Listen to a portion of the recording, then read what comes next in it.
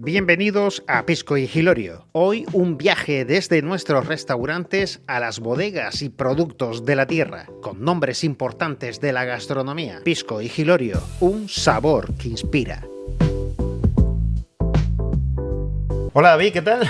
Hombre, Chicho. Menudo vuelo este, ¿no? Yo creo que nos espera un buen vuelo, ¿eh? Yo creo que... ¿Verdad que sí? Pero lo mejor de todo, o yo creo que lo más importante es que te has abrochado el cinturón. Oye, no, gracias por recordármelo. Porque no sé estamos en un avión. Ahí estamos, claro. Y Las imprudencias. a punto de despegar, ¿eh? A punto de despegar. Bueno, despegamos Pisco y Hilorio en este primer capítulo. Y como no, en el F29, pues yo creo con un gran chef.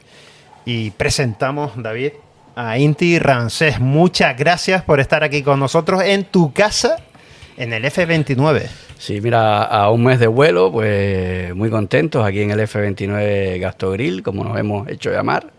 Una taberna urbana de playa y un honor recibir el podcast en casa. Fantástico, porque eres un gran chef, lo sabemos, por eso estás aquí también con nosotros y nosotros en tu casa. Y un poco ya emprendedor. Sí, bueno, no es la primera vez, ya tengo algunos que otros vuelos como emprendedor. Sí es cierto que en mis últimos 12 años he estado más al frente de las cocinas de otra casa, pero bueno, ahora hemos decidido pues emprender esta pequeña empresa aquí en la Playa de las Canteras, un sitio idóneo, una tasca urbana de playa con cocina a la brasa, coctelería, carta de vino y la verdad que muy contentos. Genial.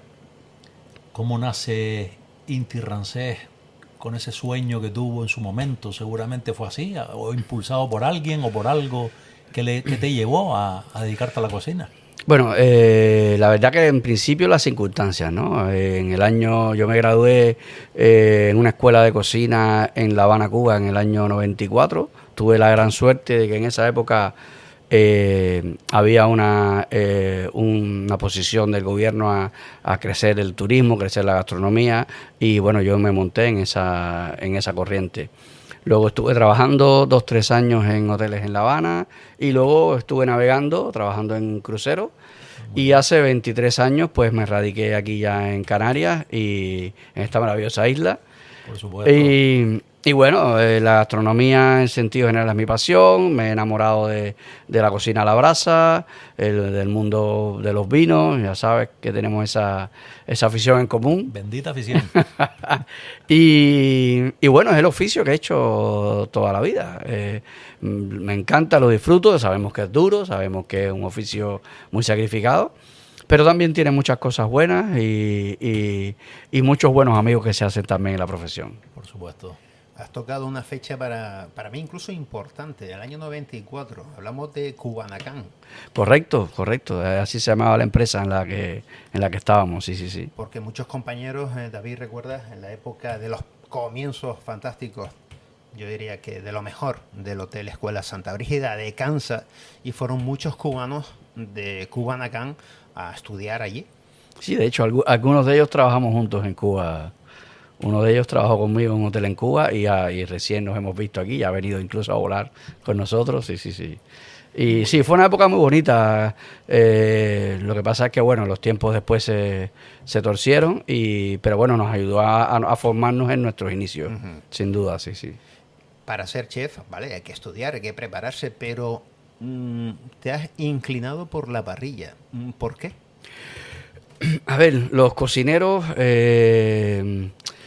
tenemos un abanico muy grande de trabajo. O sea, cuando llegas a una cocina, pues tienes muchas opciones. Puedes dedicarte al mundo de las guarniciones, al mundo de las salsas, al mundo del asado, al mundo de las elaboraciones. Hoy en día ya también a la gastronomía molecular. La cocina ha crecido mucho.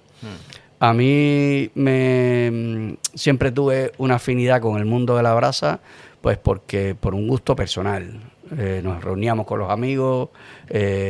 Eso siempre me dio la posibilidad de ser el centro de atención en las fiestas, un poco también de adolescente. Y es cierto que me encanta la cocina honesta, la cocina sin trampas, sin trucos, y la brasa es la más honesta de todas. De hecho, se ha puesto muy de moda en los últimos años. Sí, bastante, bastante. Por supuesto, se ha puesto muy de moda. En la capital de Gran Canaria, principalmente, han abierto en los últimos tiempos varios restaurantes grill o asadores, ¿no? Es verdad que lo hemos hablado en otras ocasiones como la figura del maestro asador, no sé si le podemos llamar así, ¿no? Sí, el maestro asador en sentido general, porque la parrilla no solo es, hay parrilla abierta, parrilla cerrada, con carbón, con leña. Bueno, es un oficio, lo hemos hablado muchas veces, muy artesano y complicado de enseñar, porque al final la destreza en la parrilla la ganas con los años, ¿eh? ¿Y dónde la aprendemos? Pues ahora mismo, El día a día, ahora mismo en el día a día, sí. Debería enfocarse un poco en las escuelas, tú que te dedicas a la pedagogía, a la docencia, pues realmente hay muy poca formación académica de cara a la parrilla. Correcto. Es cierto que cuando tú eres cocinero de escuela y luego te dedicas a la parrilla, pues llegas con un poco más de músculo y un poco más de visión global, ¿no? de la cocina, porque no deja de ser un sube brasa, baja brasa y en ocasiones precisa un tipo de leña, un tipo de carbón. Ya luego vas cogiendo ciertos tips, ciertas técnicas, pero sí es cierto que conlleva un aprendizaje de años y sobre todo porque hay muchos cortes. Sí. O sea, no es lo mismo hacer un corte de solomillo que un corte de lomo alto, lomo bajo, chuleta, con hueso, sin hueso, ibérico, pollo. O sea, la parrilla es muy versátil. Nosotros, de hecho, aquí en casa ahora estamos haciendo unas albóndigas a la parrilla, que mira, están teniendo mucho éxito en casa. Claro que no te imaginabas hacer unas albóndigas a la parrilla. Sin embargo, mira, lo hemos llevado a cabo y ha sido un plato muy atractivo. Y luego está la casquería. En el caso de las mollejas, que ya sabemos que es uno de los platos estrella de nuestra casa. Si no llega a traer, no vengo yo aquí a probarla. De esa anécdota hablaremos luego, sí. Y la parrilla, sin duda, conlleva un esfuerzo extra, además, porque lleva más calor, lleva más atención, hay que estar visualmente entrenando el ojo para saber cuándo la carne está lista, cuándo es el punto listo. Y bueno, esperemos que en algún momento nazca alguna academia, alguna escuela que nos dé, que nos forme, que nos forme, porque nos hace falta. Inti, la verdad es que esto es un arte, hay que ser maestro y un arte, pero es verdad que hablamos, por ejemplo, de Argentina, de Uruguay o incluso del País Vasco, donde Correcto. Vemos tipos de parrillas diferentes. Lo que conocí yo en Uruguay o en Argentina, el tipo de cómo colocan lo que es la parrilla inclinada para darle ese punto a la carne, diferentes carnes, diferentes cortes también, porque no solo hablamos de la parrilla, hablamos del corte, que es muy importante. Muy importante. Entonces, esto es un arte. Y tú te has recorrido, aparte de llegar aquí a Gran Canaria, has recorrido mundo, por lo que hemos estado hablando en otras ocasiones. Sí. ¿Cuál es la parrilla que dices tú, la perfecta?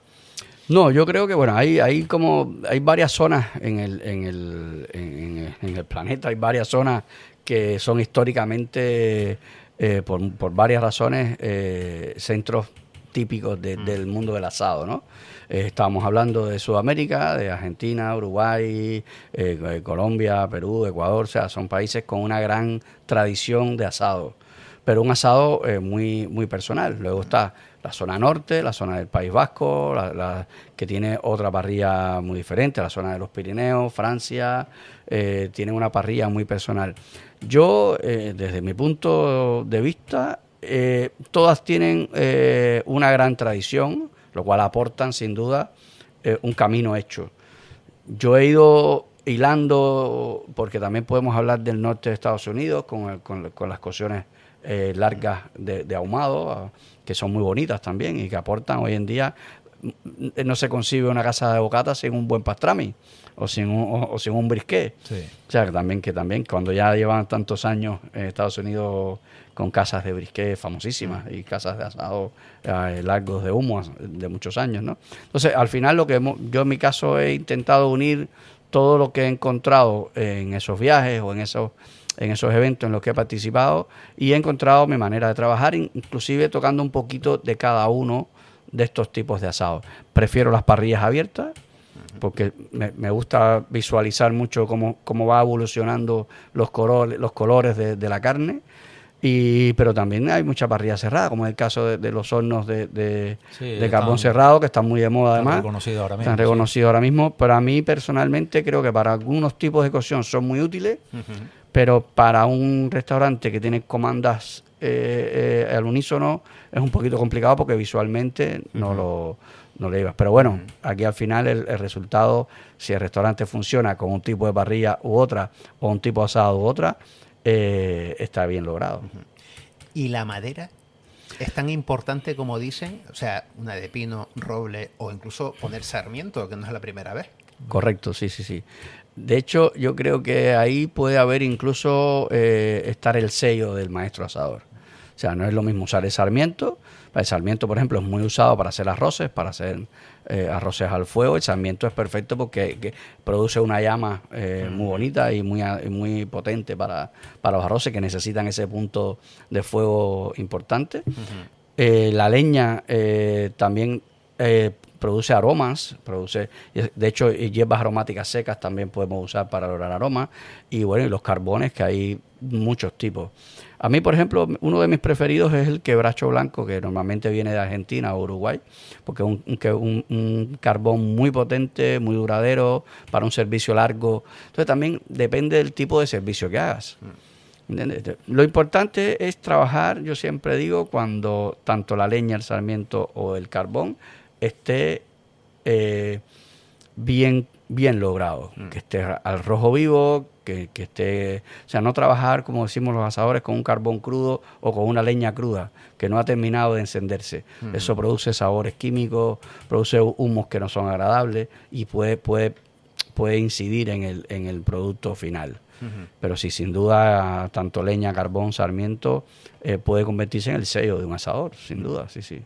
Hablamos de cortes de carne, diferentes tipos de cortes, pero los puntos para esos amantes o esos que dicen que son carnívoros, esos puntos que le damos a las carnes, los diferentes puntos que hay, que ya nos perdemos, ¿no? Las quinielas que hay por ahí. Bueno, cuando... Y luego la sal también, la sal antes o sin después. Duda. Sal, o pimienta durante. o pimienta. O pimienta. En mi época en la escuela nos hacían hacer una sal pimentada, que era 3 partes de sal por una de pimienta. Exacto, antes se utilizaba mucho, Sí. yo no lo escucho tanto ahora. No, ya no se escucha cocinas, mucho, ¿no? porque yo creo que las pimientas que usamos hoy en día... Es correcto. Yo lo recuerdo como si fuera ahora, ¿eh? O sea, 3 partes de sal por una de pimienta. Sal pimentada para la parrilla obligatoria. Hay quien usa aceites de oliva, hay quien no, hay quien usa mantequilla, hay quien usa hierbas aromáticas. Yo creo que al final el resultado final es el feedback que tengas con el cliente, lo que te transmite, lo que te dice. Pero sí es cierto que los cortes, no es lo mismo hacer un corte ibérico, no hacer un pollo, hacer un corte de carne, hacer una chuleta con hueso o con mayor marmoleado, con más grasa infiltrada, con grasa extramuscular, con grasa intramuscular. Es complicadísima la parrilla. Sin duda. Es muy importante después el producto, porque Total. Estamos hablando de la leña, estamos hablando de la parrilla, estamos hablando de los cortes, pero el producto, habitualmente estamos hablando de los solomillos o estamos hablando de un baby beef, y después sí podemos estar hablando de un jabalí, que es correcto, o avestruz, que es una mayor, carne ¿sí? roja muy dura, o incluso sí, carne de casa. Carne de casa, un bisonte. Fíjate, antes nombraste Estados Unidos, que la carne es maravillosa. Correcto. Entonces, ¿cuál es la carne que te cuesta más trabajar, que está rica, y la que dices tú, oye, esto con pasa por aquí y por allá? Yo hay una frase que repito mucho, que seguramente David me ha escuchado decirla muchas veces, que la parrilla tiene un hándicap muy importante, que es que la materia prima de calidad florece o crece o se hace maravillosa, pero la materia prima que no es de calidad en la parrilla muere, porque no tienes cómo retener los jugos, no es un sartén ni un fuego. Sí. O sea, entonces los géneros que son muy top, en la parrilla se hacen extraordinarios.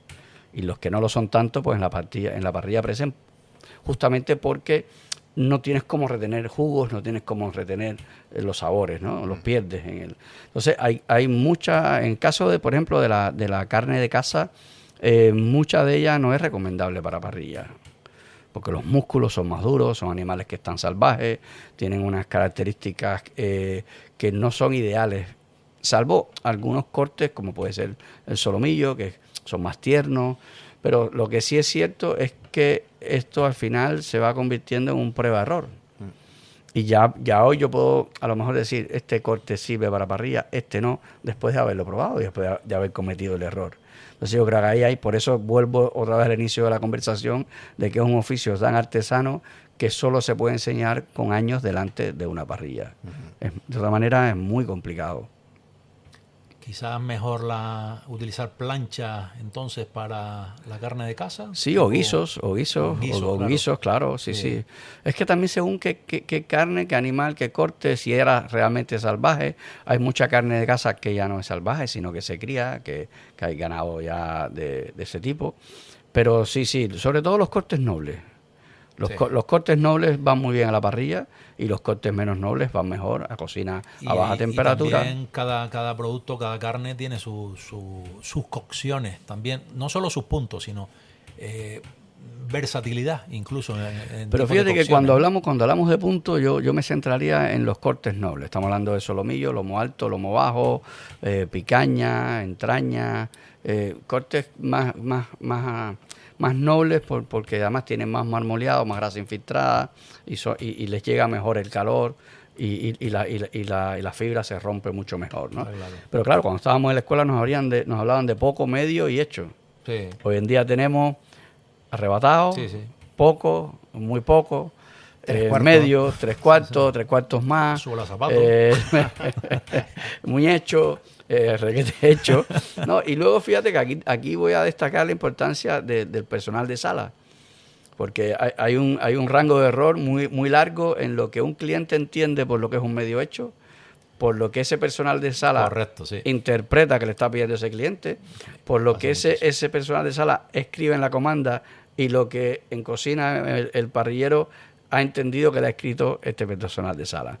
Entonces, en este sentido, tiene que haber un engranaje muy bien creado. En mi caso, que llevo ya más de 12 años trabajando con mi pareja, pues ella sabe cuál es mi poco hecho. Sí, tienen el mismo lenguaje, está claro, pero es normal. Nos hemos equivocado tantas veces a lo largo de todos estos años que ella sabe, incluso tenía una habilidad increíble para cuando estábamos en el caserón del Cortijo, en mi casa anterior, de la que tengo muy buenos recuerdos, obviamente, cuando normalmente habíamos 3 al frente de las parrillas. Cuando estaba yo, ella ponía un punto.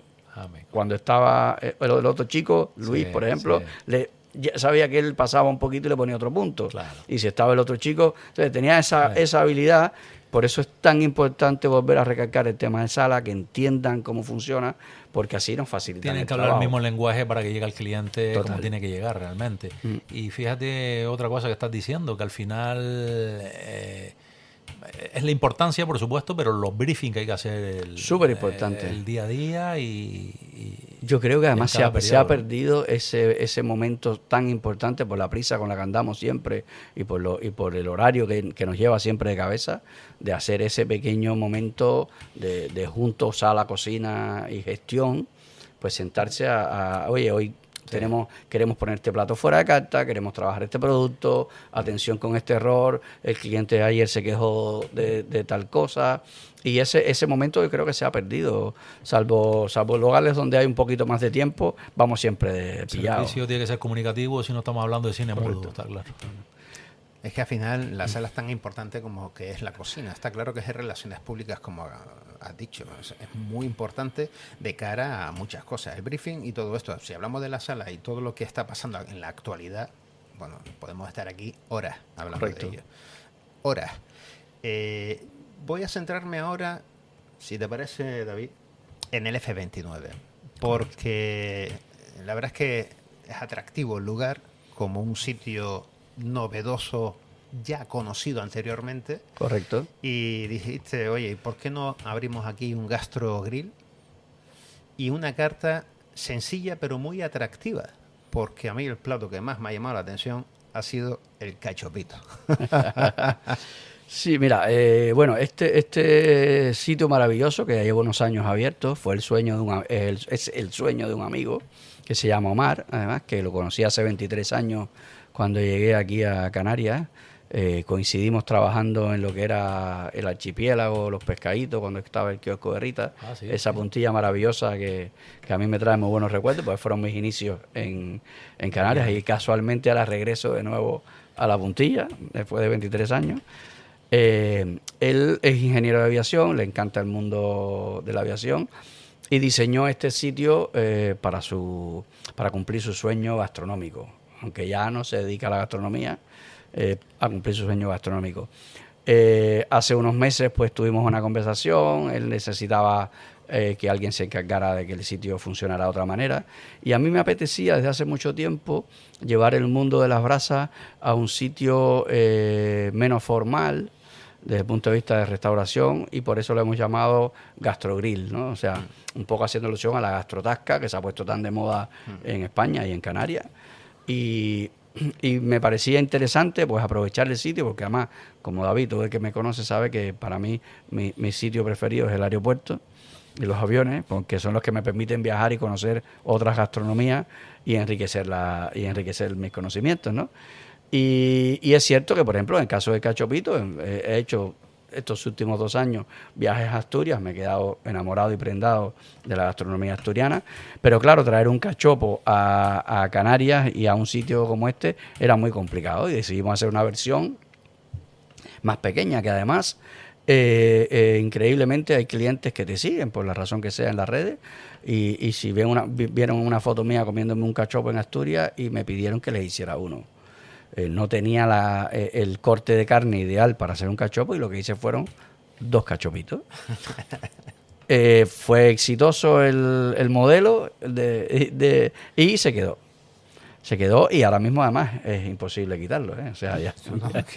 Yo te digo que es que es el primer plato que se pide ya. O sea, sí. Y aparte de eso, has puesto clásicos tuyos como las mollejas, y has puesto cosillas ya conocidas. Que atraen al público. Fíjate que el tenemos... público te lo ha pedido. Exacto, fíjate que tenemos una anécdota que ya la hemos hablado fuera del podcast, porque mi idea inicial con el F29 Gastrogrill no era un gastrogrill, era un fish bar. La idea primaria de este negocio era un poco apartarme un poco del mundo de las carnes y empezar a trabajar un poco más el mundo del pescado a nivel gastro, ¿no? A nivel tasca.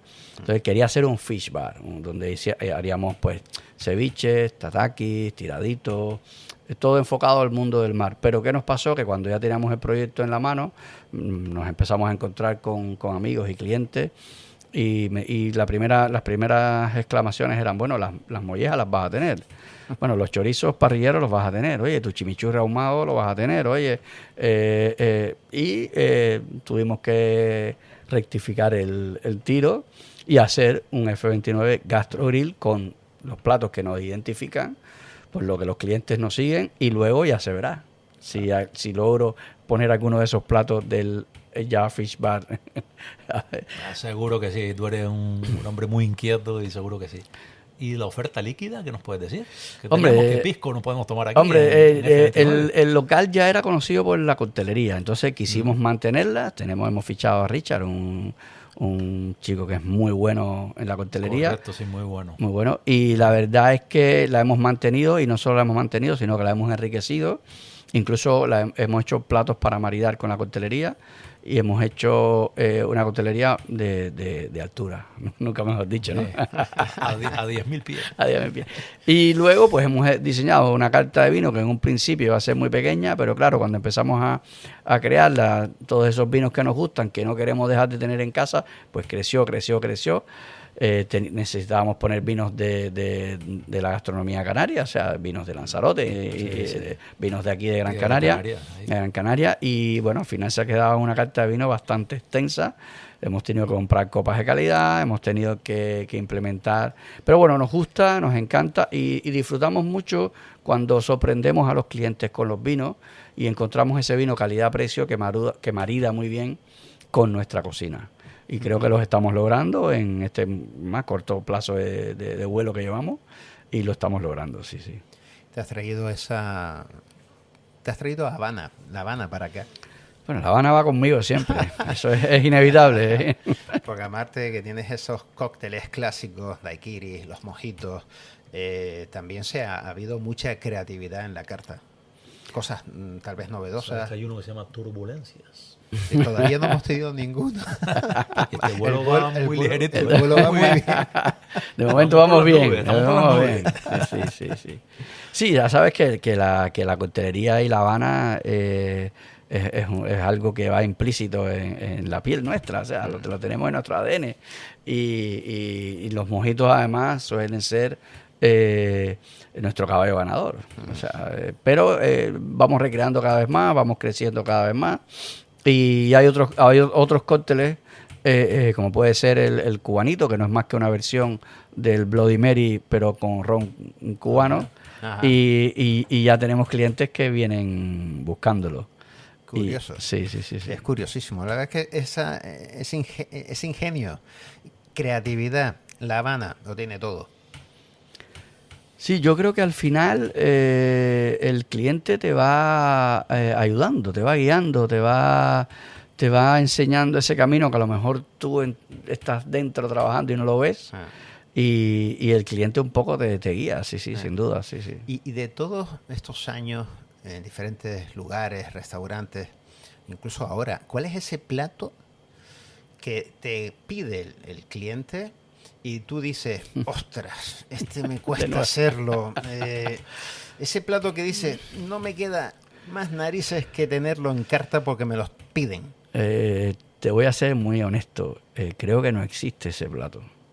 Hombre, Muy bien. Creo que no importante, existe porque además soy un gran comensal. Ajá. Me encanta la buena mesa y casi todos los platos que tenemos son platos que además nos gustan comer y por ende nos gusta hacer.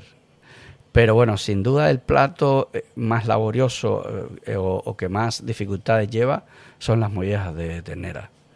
Pero como nos gusta tanto y tiene tanta demanda, claro, y suele ser el plato estrella que nos lleva, pues le ponemos mucho cariño. Las aves suelen ser platos difíciles una vez. Sí, hablamos sí. no solo de avestruz, hablamos de incluso cualquier tipo de ave, exceptuando lo que es el pollo, que también tiene su secreto, vamos a decirlo así. Pero una perdiz, por ejemplo, son duras. Sí, en brasa son platos complicados. El pollo no tanto, un pollo de calidad, Claro. un pollo de calidad trabajado a conciencia. Yo suelo decir que en parrilla lleva como dos cocciones. O sea, yo a veces la parrilla la veo como dos fogones. O sea, claro, es lo que hablábamos antes, la diferencia de cuando eres cocinero y te especializas en la parrilla. Yo la parrilla la veo como dos fuegos. Subo o bajo en función de la necesidad, o muevo el carbón, o lo avivo, o lo bajo en función de la necesidad. El pollo, por ejemplo, es uno de esas materias primas que primero hay que darle una cocción fuerte para que caramelice toda la proteína, para que la piel quede crujiente, pero luego hay que darle un poquito más de tiempo de cocción para que no quede crudo. Y cuando va a terminar hay que volver a darle otro golpe fuerte de brasa para que vuelva a regenerar ese proceso químico tan conocido que es el Maillard, que no es más que caramelizar las proteínas de la carne, que salgan las azúcares y caramelicen, que además visualmente es muy bonito y que en boca es delicioso, ¿no? A mí yo siempre hago mucho hincapié en ese detalle. Las carnes tienen que salir apetecibles, los platos tienen que salir apetecibles. ¿Cuántas veces no hemos visto una chuleta que no sale con ese color y ese brillo que Sí. o sea, sabemos que todo tiene que entrar primero visualmente y segundo gustativamente. Entonces las carnes tienen que brillar por sí solas y eso se logra en la parrilla con un poquito de experiencia. Inti, llevamos muchos años ya de amigos, compañeros de batalla también. Sí, ¿no? De Muchísimas- tertulias, tertulias gastronómicas. Y muchas tertulias gastronómicas hemos hecho bandera con café, copa y puro, ¿verdad? Seguro. Muchísimo. Sí.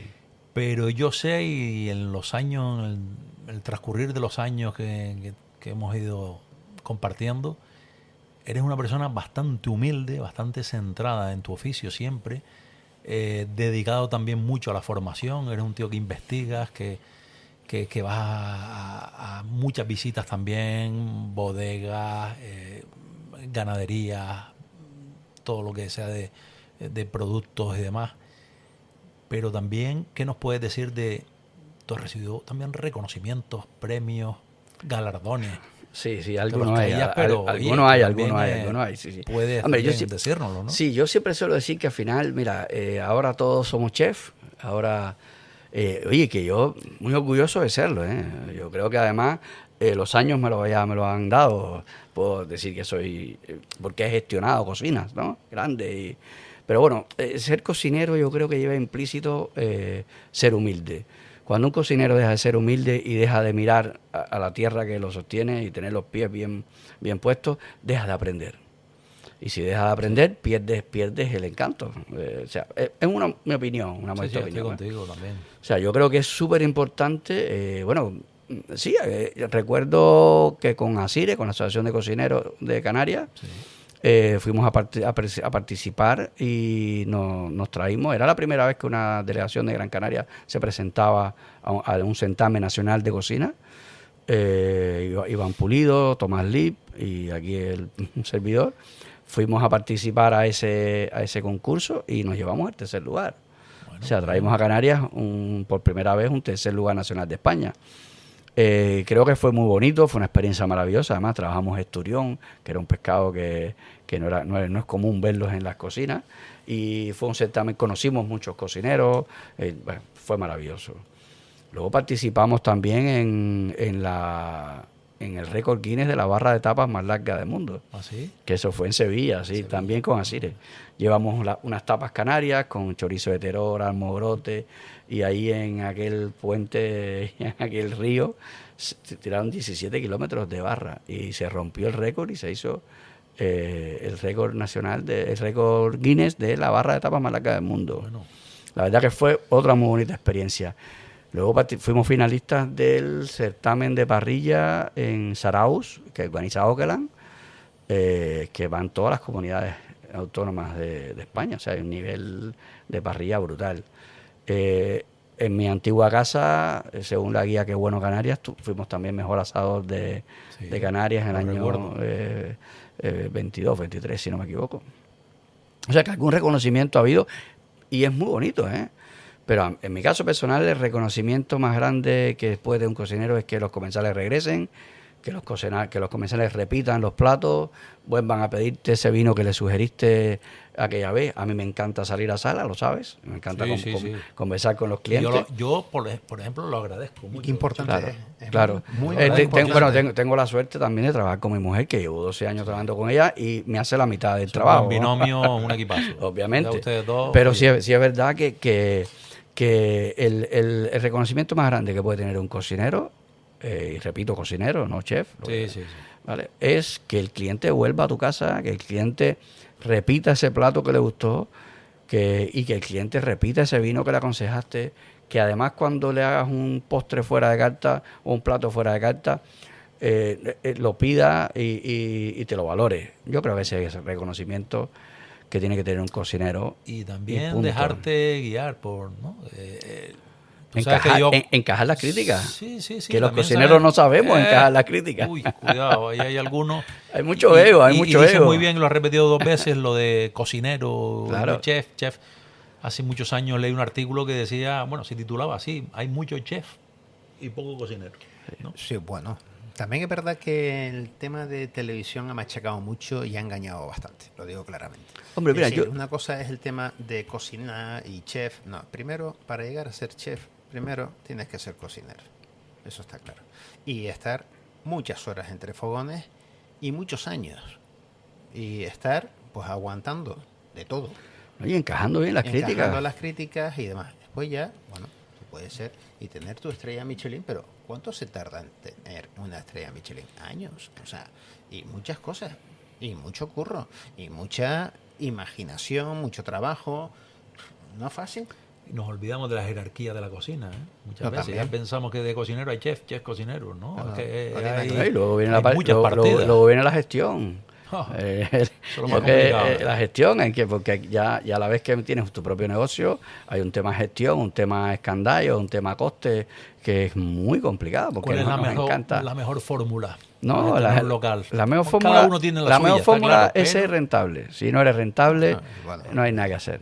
O sea, puedes ser muy buen cocinero, puedes hacer un plato maravilloso, que si no es rentable, estás perdido. Pero verdad que nos hemos olvidado, la gente cree que hablamos de escandallos cuando son fichas técnicas realmente. Porque un Correcto. escandallo para mí, hablando de las carnes, un solomillo, tiene 3 partes, ¿no? Chateaubriand, el tournedos y el filet mignon. Correcto. Y las partes, ¿a dónde van los usos culinarios? Si hablamos en castellano, cabeza, centro y punta. Ya está, claro. Pero que- Sí, para que el público nos entienda, ¿no? Translator de- Yo como afinado. anécdota hace muchos años, cuando, bueno, en un hotel, quise explicar, oye, vamos a basarnos sobre el escandallo, ya tenemos la ficha técnica, y me salta alguien y me dice, ¿eso que es una palabra italiana de dónde? Y te quedas como, Claro. Entonces sería escándalo. ostras, Escándalo. ¿por dónde voy Sí, con ahora? doble L, O con sea, doble L. es que es Escándalo. complicado, entonces dice, bueno, a ver, hay que empezar de cero. Bueno, te puede pasar de todo. Entonces, Sí, sí, creo total. que la formación es básica y tú lo sabes, David, que estás en la escuela y los que hemos pasado también por escuela. Y eso es básico. A nivel todo, tanto servicio, sala, incluso hasta el departamento de pisos. ¿Vale? O sea, todo. Y todo va en conjunto. Por lo mismo pasa en un restaurante. El cocinero tiene que ir, lógicamente, y crear, y hacer, y cocinar. Pero después la sala es tan importante como que es el departamento comercial del restaurante. Yo lo veo así.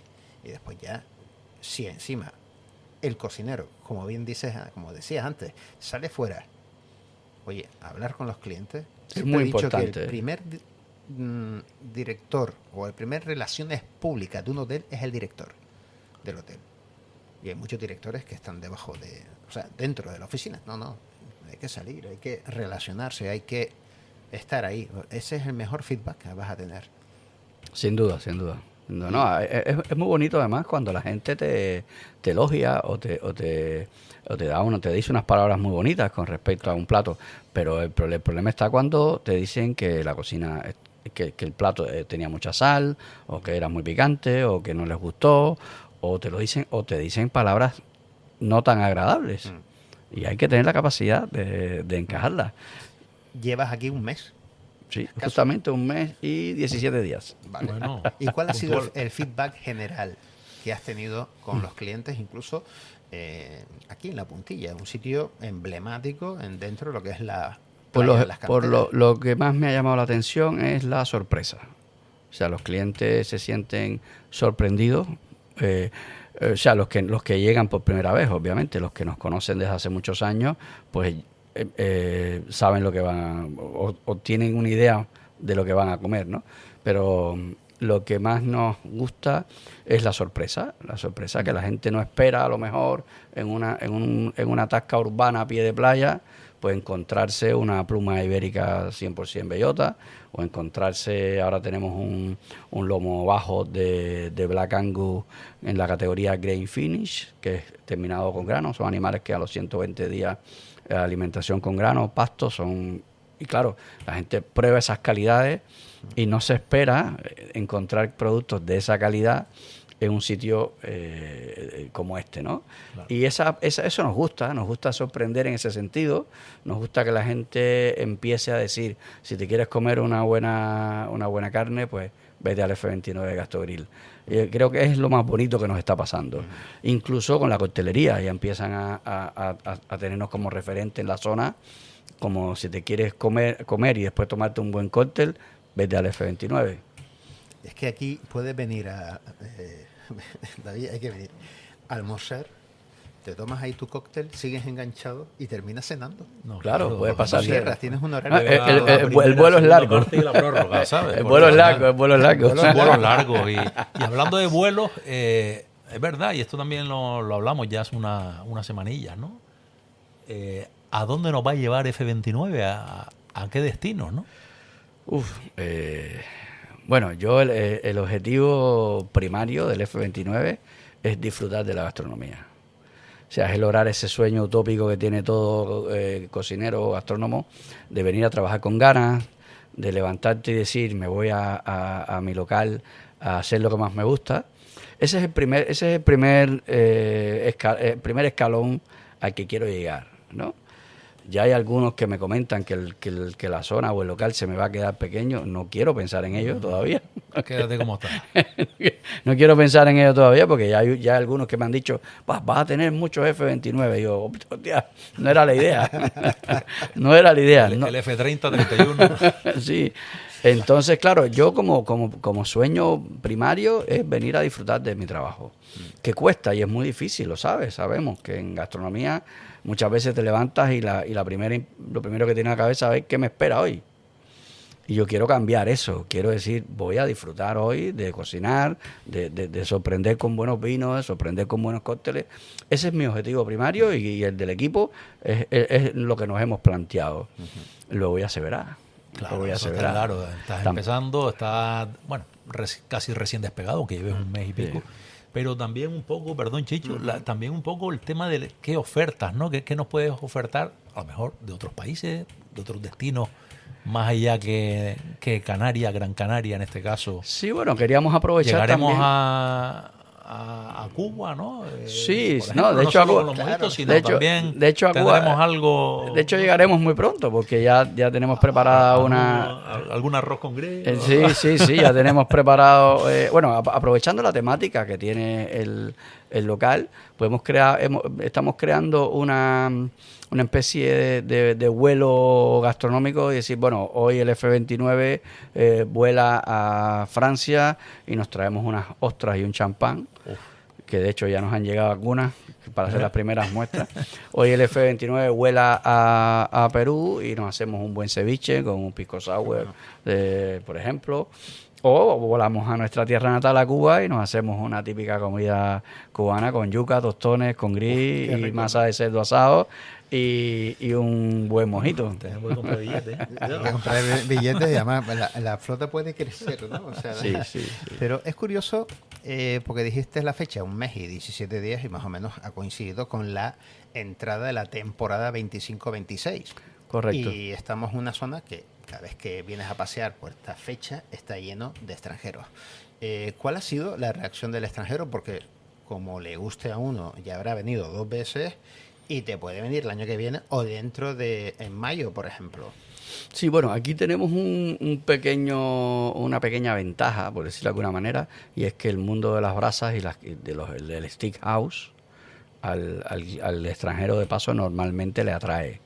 Entonces, cuando de primera chocas con que hay una tasca grill, pues es una ventaja a favor en este caso, ¿no?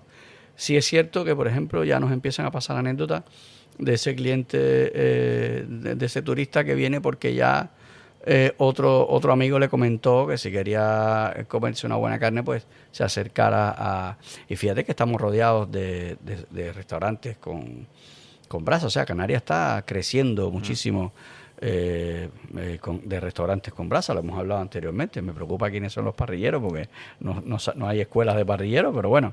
Les deseo, por supuesto, lo mejor a todos los colegas de cocina, ¿no?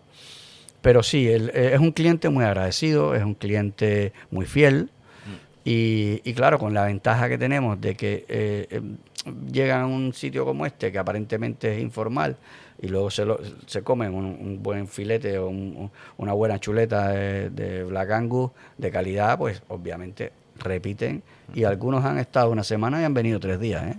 Sí, o sea, es un cliente muy, muy atractivo.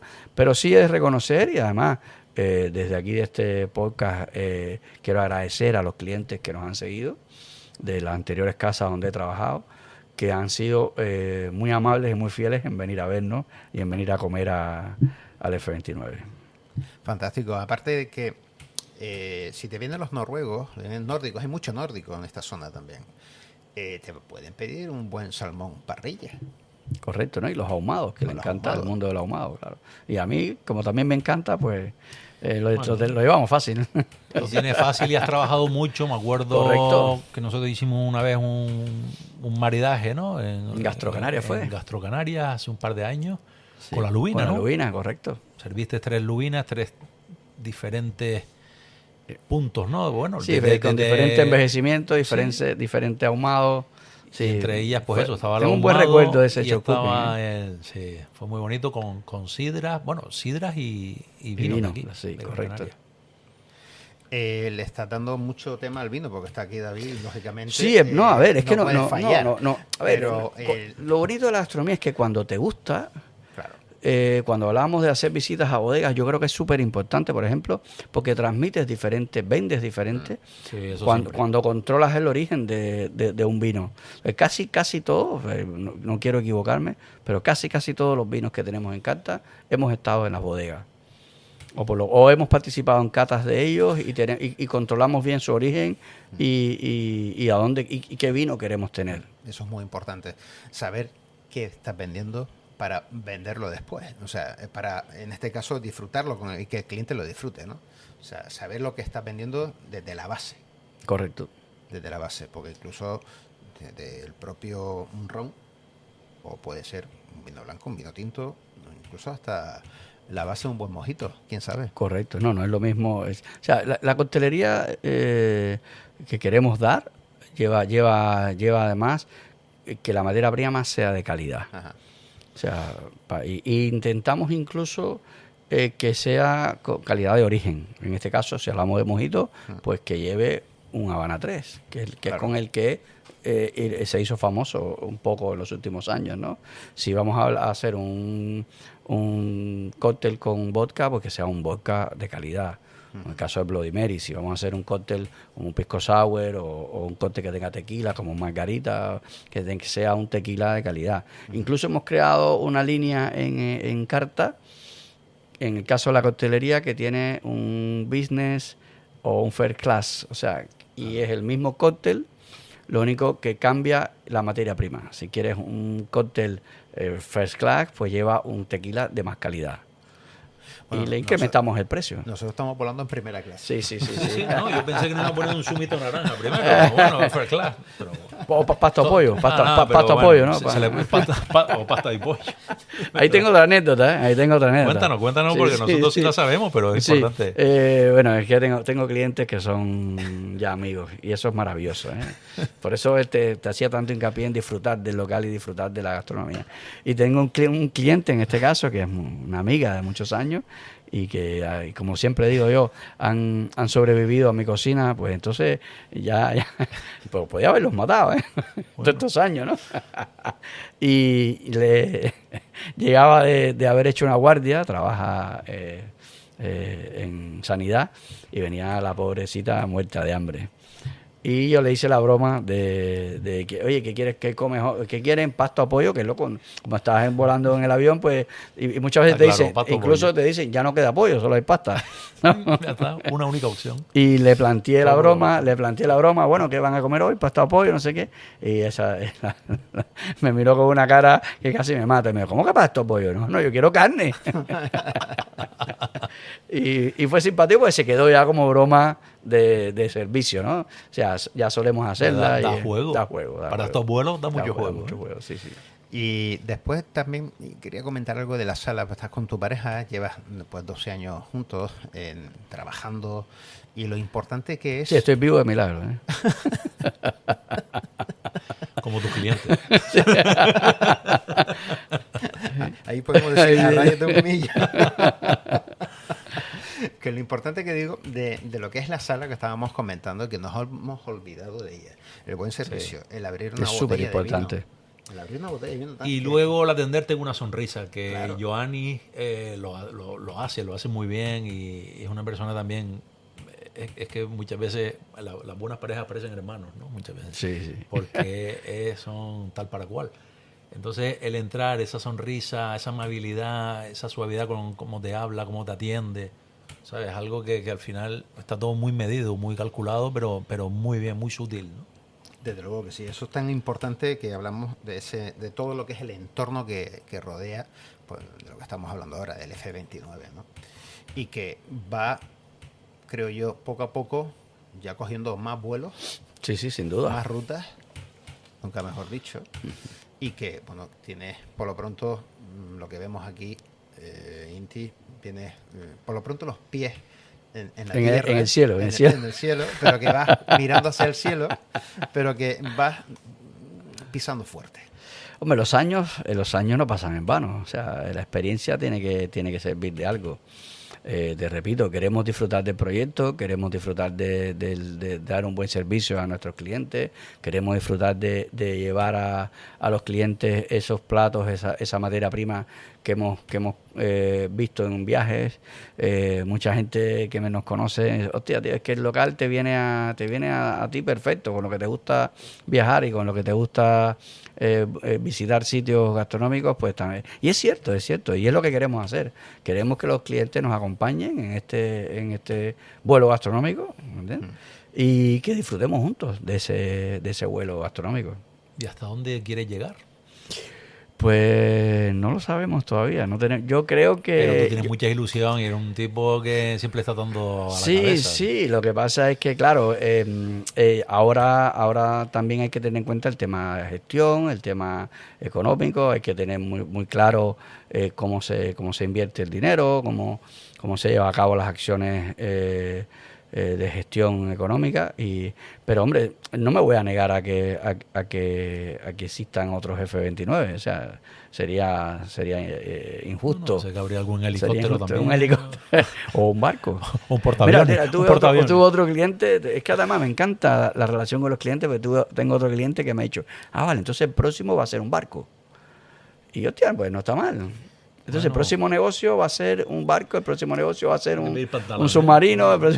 No, pero bueno, pero es que la experiencia que tienes, ya estuviste en un crucero, como dijiste antes. También, sin duda, sí. Y qué importante, y aprovecho la cobertura, el trabajar en un crucero de cara a la experiencia, porque cuando te ves a un evento de 300, 400 personas, dices, esto no es nada.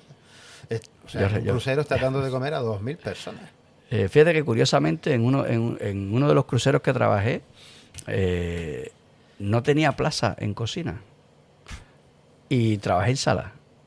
O sea, cuando ingreso al barco, que vas a hacer tu entrada, ¿no? Pero es que bueno, plaza de cocinero no tenemos. Esto estaba en Guadalupe en ese momento. No, lo que tenemos es sala. Y yo dije, pues yo, bueno, trabajo en sala. Y fue un antes y un después.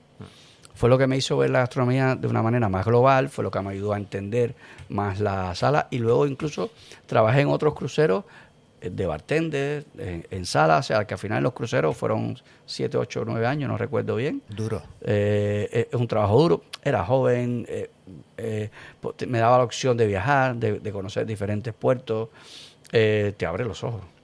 Y gastronómicamente hablando te forma, te da espuela. O sea, te da potencia. Yo recuerdo la primera vez que estar parado en un restaurante y ver entrar 3.000 personas por 2 puertas. Asusta, ¿eh? Sí, asusta. Y a esa hora dices, ¿cómo se le da de comer a toda esta gente? Y se le da. Y se le dio, y además todos los días. todos los días, ¿no? Entonces, claro, te das cuenta de que si te organizas, creas tu fórmula, puedes llegar a dar un servicio maravilloso. Se necesita un buen equipo, obviamente, se necesita, que es el gran problema que tenemos hoy. ¿Te han pedido alguna vez hacer algún servicio de catering? Sí. De hecho hemos colaborado, yo personalmente he colaborado, bueno, en mi casa anterior, en el Caserón del Cortijo, ya sabes que hacíamos bodas, eventos y comuniones todos los años sin piedad. Sin piedad era que. Y siguen haciendo, y espero que la casa esté abierta muchos años y que yo pueda seguir colaborando con ellos cada vez que lo necesiten. Pero sí, por ejemplo, resalto muchos eventos que hemos realizado en la finca de Pepe Oil. Sí. Por ejemplo, que han sido eventos muy bonitos. El mundo del catering es muy interesante, pero tienes que estar preparado para ello y tienes que armar un muñeco muy complicado, ¿no? Pero sí he hecho y me gusta y disfruto también mucho el servicio de catering, sí. Importante la parte de, no solo cocina, es todo, la logística, sobre todo también muy importante. La visión global de un evento, correcto. Exactamente. Eso es muy importante, sobre todo, es que los eventos es una labor bonita, dura y muy comercial. Porque si fallas en un evento, ya no te van a llamar más. No, seguro. Y estás vendiendo no solo a una persona, sino a los 300 invitados. A los 300 y luego lo que se multiplica esa onda expansiva, Claro. ¿no? Con gente que no ha estado, pero que conoces, ¿no? Allí no vayas porque me ha pasado esto, lo otro, y eso Bueno, ahí un hándicap el importante. crecimiento de mi antigua casa, del Casarón del Costillo, Sí, que el ahí crecimiento en el mundo de los eventos ha sido impresionante. Hoy en día es una de las casas por excelencia para hacer una boda. Que es la gran parte de los ingresos y Correcto, beneficios también además, de correcto. un negocio. Es igual que muchos estrellas Michelin, que es lo que pasa, que a lo mejor el día a día no tanto, pero tienen que tener la otra patita esa de organización de eventos. ¿Para qué? Para poder ingresar, para poder facturar bien y tener buenos beneficios. Fíjate que yo creo que el mundo Michelin, el mundo Rexol, todas estas, la guía Que Bueno, Canarias, o sea, son súper importantes para el desarrollo gastronómico. Pero son un arma de doble filo, ¿eh? O sea, porque te condicionan a muchas cosas. Sí. Y cuando entras en ese espiral de estrellas y de soles, pues es complicado. Hay que saberlo gestionar también. Hay que saberlo gestionar. Mucho les ha arruinado A la mí me vida. parece que son armas muy, muy buenas para el mundo gastronómico, ¿eh? O sea, yo creo que ayudan y contribuyen muchísimo al crecimiento y a la información, y sobre todo porque cada evento que haces, pues te promocionas, y los premios son al final reconocimientos. O sea, que eso agradan. Pero son peligrosos también, o sea, hay que saber gestionarlos, saber llevarlos. O sea, por eso hacíamos tanto hincapié en que un cocinero tiene que mantener por sobre todo su capacidad de mantenerse humilde, mantenerse con los pies en la tierra, de tener la cabeza bien amueblada, porque además inspiras, lideras equipos, no puedes perder los estribos. Es un oficio que lleva una presión constante y todo esto te puede generar un caos en un servicio. ¿Y tú qué piensas de aquellos compañeros? Yo sé que a lo mejor, hombre, pero aquellos compañeros que tienen que pillar otros ingresos extras fuera, acudir a muchos eventos fuera ahora están muy de moda desde hace unos años los 4 manos, los 6 manos, no sé qué, y al final abandonan un poquito su negocio. De verdad que tienes que tener a alguien que pilote ese negocio y que sea tú, no solo tus ojos, tus manos, sino todo, cuando tú no estás. Ha pasado, yo sé que a muchos le ha llevado al cierre al final.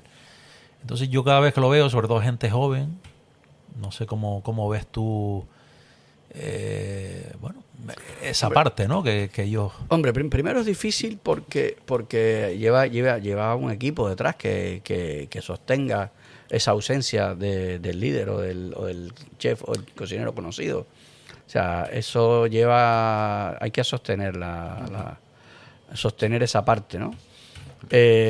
Si puedes hacerlo porque tienes un equipo que te sostiene, pues es maravilloso. A mí, por ejemplo, en mi casa anterior, pude participar en muchos show cooking, en muchos eventos. En este caso no tanto en la búsqueda de un ingreso mayor, sino más bien por promocionar la casa. Sí, eso está claro. Por promocionar la casa. Y gracias a que teníamos un equipo potente, pues yo pude ir a esos certámenes, a esos concursos, a los Madrid Fusión, a Madrid Gourmet, a todos los eventos, a los show cooking en que hemos estado juntos. Hemos participado. Pero se necesita un equipo muy sólido y luego el cliente quiere verte. El cliente va También. buscando tu cara, aunque no lo creas, va buscando tu cara. Pero es importante eso, porque hay muchos que tú sabes que cierran su negocio para estar allí, no sé, en otro lugar, ¿no? Fuera en España o fuera de España incluso. Que no tengan esa réplica en la cocina, esa persona o ese personal que les defienda esos días que están ausentes, ¿no? Claro, fíjate, ahí también incluso, fíjate que también con el tema de los menús de degustación, que son de alguna manera fáciles de replicar, ¿no? Otra cosa es cuando son casas de comidas donde hay platos fuera de carta todos los días, o platos de cuchara, o guisos.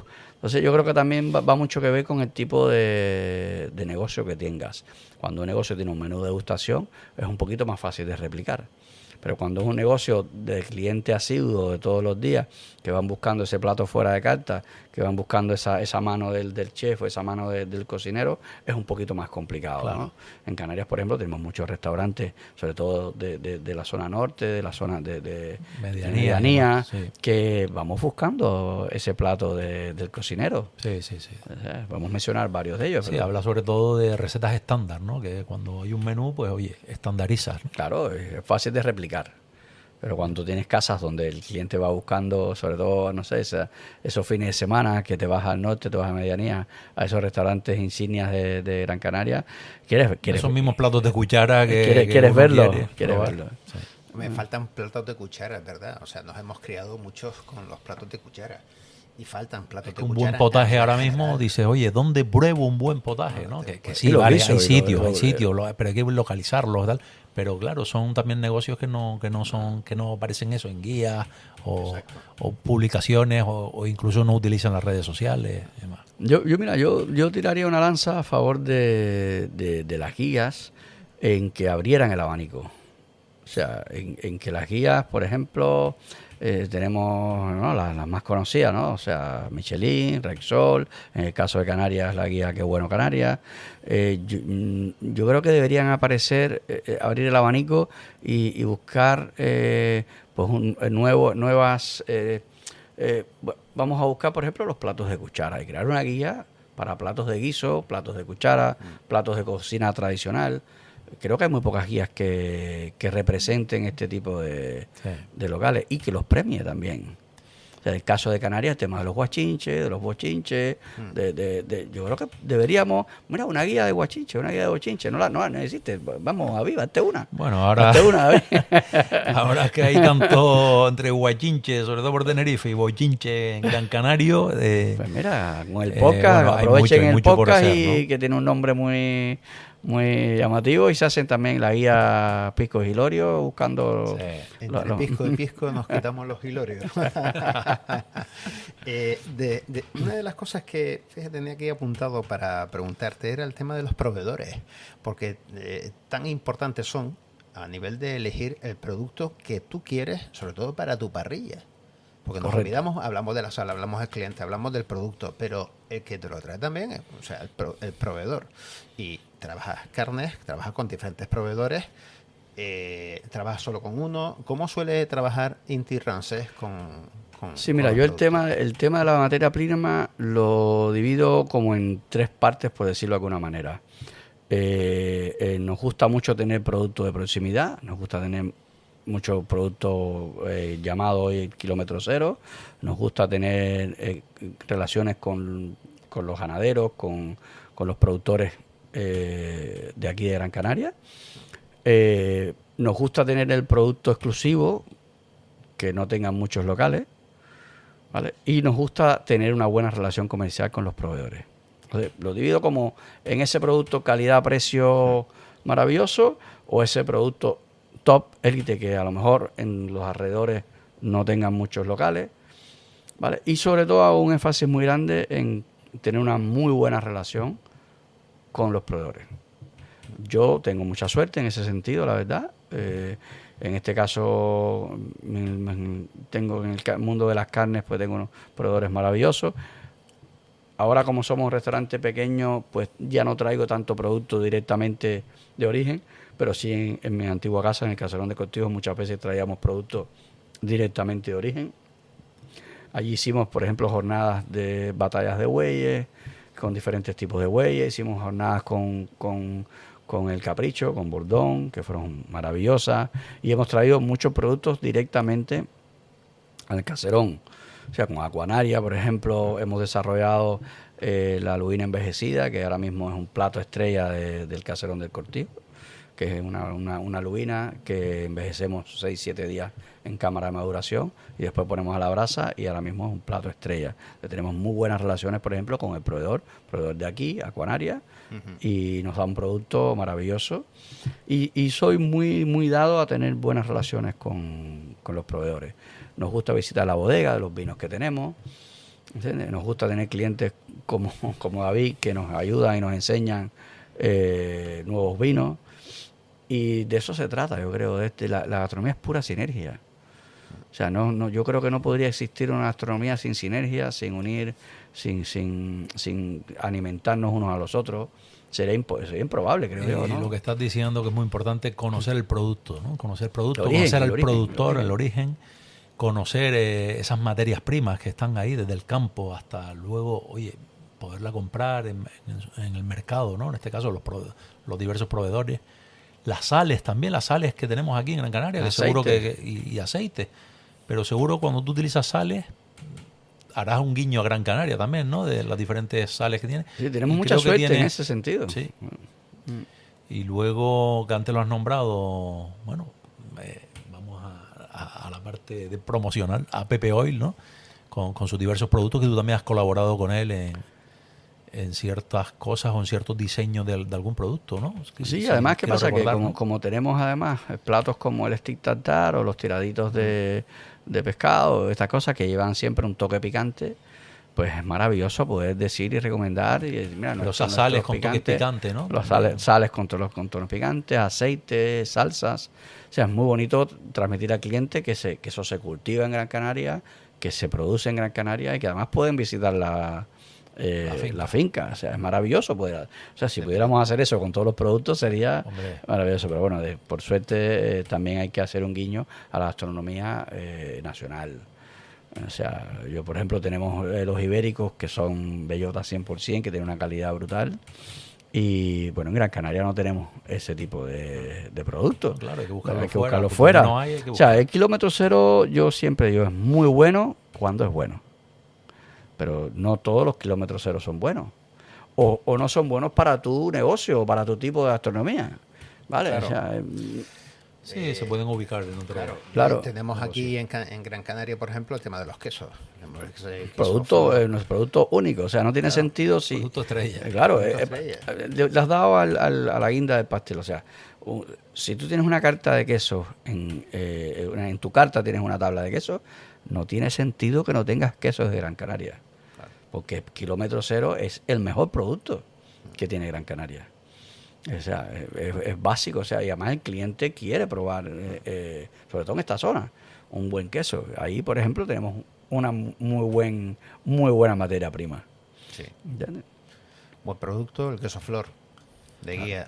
Es un poquito más inaccesible, bueno, menos accesible. Ya. Y todos los quesos artesanos que tenemos, y también es por temporada. Es un producto por temporada, ojo, que no lo tenemos todo el año, pero sí tenemos unas grandes queserías artesanas, Asociación de Queseros Artesanos también, en Gran Canaria, por ejemplo, y bueno, y en toda Canarias también muchos quesos. Tenemos 3 denominaciones de origen también en quesos, que es importante.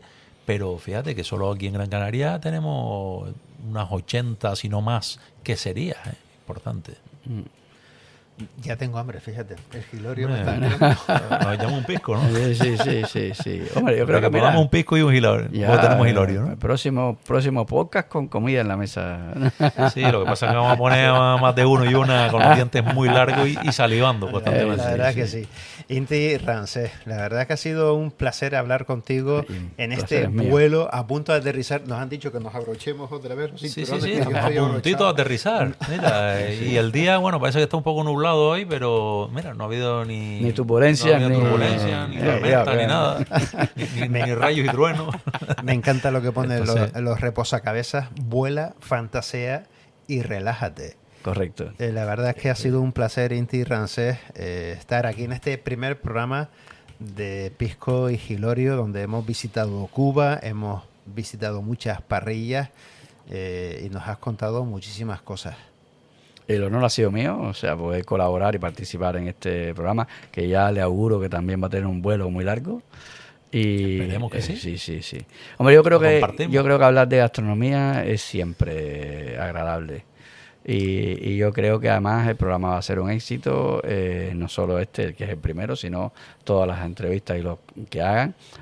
Tienen muy buen material humano en Gran Canaria para hacer muchos programas. Sí, tenemos y en Canarias en general. Sí. Todo tenemos muy buen material humano, hay muy buenos colegas de profesión. Les puedo recomendar un par de ellos, aunque sé que tú los conoces a todos. Tomaremos nota. Y para mí ha sido un honor, ha sido un gran honor y que sea un feliz vuelo para ambos proyectos. Pues Inti, ahí lo hemos tenido, ¿no?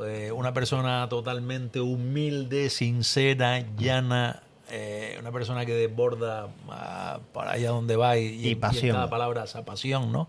Y entrega. Nada, agradecerte, Chicho. Creo Pues que nada, hemos llegado ya. a Pisco y Hilorio.